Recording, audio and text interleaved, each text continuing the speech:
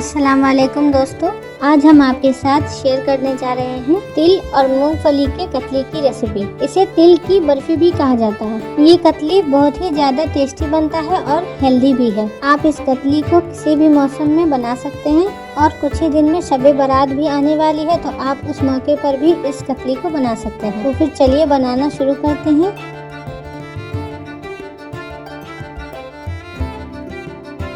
इसके लिए हमने लिया है 250 ग्राम सफ़ेद तिल। तिल को हम लगातार चलाते हुए धीमी आंच पर 5 मिनट के लिए रोस्ट कर लेंगे।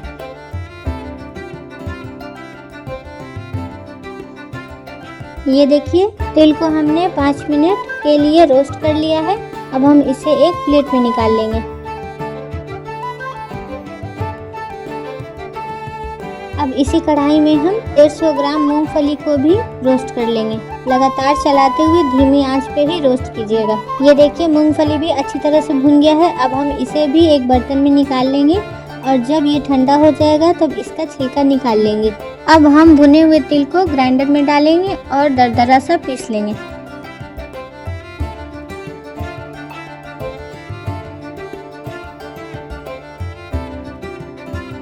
अब हम पीसे हुए तिल को एक बर्तन में निकाल लेंगे। ये देखिए, हमने ज़्यादा इसे बारीक नहीं पीसा है।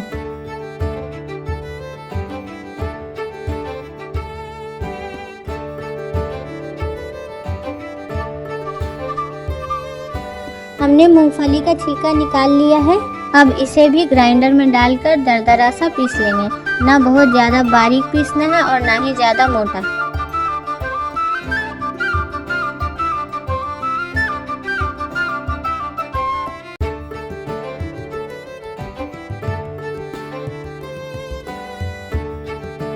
अब हम पीसी हुई मूंगफली को भी उसी बर्तन में निकाल लेंगे जिसमें हमने पीसे हुए तिल को रखा है। अब हम इसमें 2 बड़ा चम्मच मिल्क पाउडर डालेंगे और 3 बड़ा चम्मच डालेंगे नारियल का बुरादा। नारियल का पाउडर आपको मार्केट में आसानी से मिल जाएगी। अब हम सारी चीज़ों को अच्छी तरह से मिक्स कर लेंगे। अब एक थाली में जिसमें हमें कतली को फैलाना है, उसमें हम पहले से ही 1 चम्मच घी लगा करके रख लेंगे। ये काम आप पहले से ही करके रख लीजिएगा, इससे आपको बाद में आसानी होगी। अब हम एक कढ़ाई में 2 चम्मच घी डालेंगे और घी को गर्म होने देंगे। जैसे ही घी गर्म हो जाएगा, जो हमने बनाकर रखा है तिल का मिक्सचर, वो हम कढ़ाई में डाल देंगे और 5 मिनट के लिए मिक्सचर को भून लेंगे। ये देखिए, तिल के मिक्सचर ने घी को पूरा अब्जॉर्ब कर लिया है। अब हम इसमें डाल देंगे 1 चम्मच हरी इलायची का पाउडर और अच्छी तरह से मिला लेंगे। अब हमें इसे और नहीं भूनना है। अब हम कतली के लिए चाशनी बनाएंगे। तो चाशनी बनाने के लिए हम एक पैन में 1 कप यानी कि 250 ग्राम चीनी डालेंगे और साथ ही 1 कप पानी भी डालेंगे। हमें यहाँ पे 1 तार की चाशनी बनानी है। देखिए, इस तरह से आप चेक कर सकते हैं कि चाशनी जो है वो 1 तार की बनी है कि नहीं। हाथ में लेकर के इस तरह से आप धीरे धीरे करेंगे तो आपको 1 तार जैसा बनता नजर आएगा।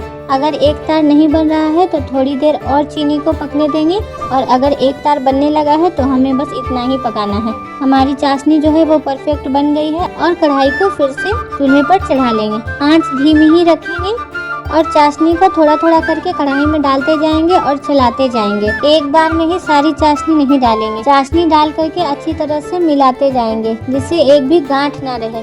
अब हम इसे धीमी आंच पर पकाएंगे। इसे हम तब तक पकाएंगे जब तक पेस्ट जो है वो गाढ़ा ना हो जाए और कढ़ाई को छोड़ने ना लगे। ये देखिए, पेस्ट एकदम गाढ़ा होने लगा है और कढ़ाई से अलग होने लगा है। ये देखिए, जब ये इतना गाढ़ा हो जाए तो अब हमें गैस की फ्लेम ऑफ कर देनी है और तुरंत ही हम इस पेस्ट को थाली पर निकाल देंगे जिस पर हमने पहले से घी लगाकर रखा हुआ था। देखिए, हमने सारा पेस्ट थाली पर निकाल लिया है और अब हम इसे जल्दी जल्दी फैला लेंगे। इसे हम अच्छी तरह से शेप दे देंगे और क्योंकि ये बहुत ज़्यादा गर्म है तो हम पहले से ही एक कटोरे पर भी घी लगा कर रखेंगे और उसी से इसको हम फैलाएंगे। यहाँ पर हमें थोड़ा जल्दी जल्दी काम करना होगा, नहीं तो कतली जो है वो बहुत जल्दी ही सेट हो जाता है। तो हम कटोरे की हेल्प से अच्छी तरह से फैला लेंगे और एक शेप दे देंगे। ये देखिए, हमने अच्छी तरह से इसको फैला दिया है। अब हम इस पे कुछ कटे हुए ड्राई फ्रूट्स डालेंगे।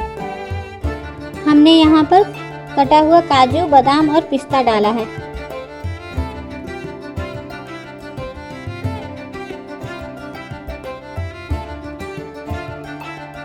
ड्राई फ्रूट्स को अच्छी तरह से फैला लेंगे और उसके बाद कटोरे से उसको हल्का हल्का दबा देंगे, जिससे ये कतली के अंदर अच्छी तरह से सेट हो जाए।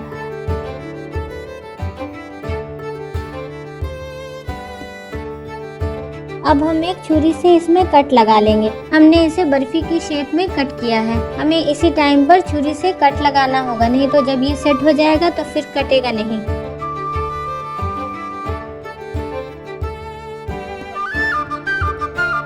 ये कतली इतना टेस्टी बनता है कि बच्चे हो या बड़े, ये सभी को पसंद आता है। अब हम कतली को इसी तरह से 1 घंटे के लिए छोड़ देंगे। ये रूम टेम्परेचर पर अच्छी तरह से सेट हो जाएगा।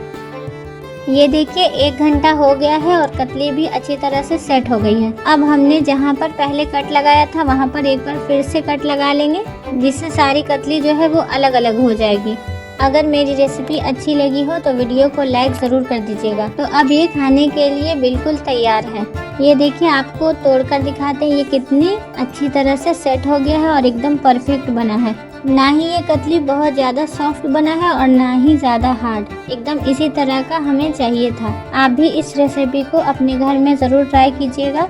और आपने इस तिल की बर्फ़ी को किस मौके पर बनाया, ये हमें कमेंट में ज़रूर बताइएगा। फिर मिलेंगे एक नई रेसिपी के साथ, तब तक के लिए अल्लाह हाफिज़। मेरी वीडियो को लाइक करिए, ज़्यादा से ज़्यादा शेयर करिए और मेरे चैनल को सब्सक्राइब करिए। अल्लाह हाफिज़, बाय बाय।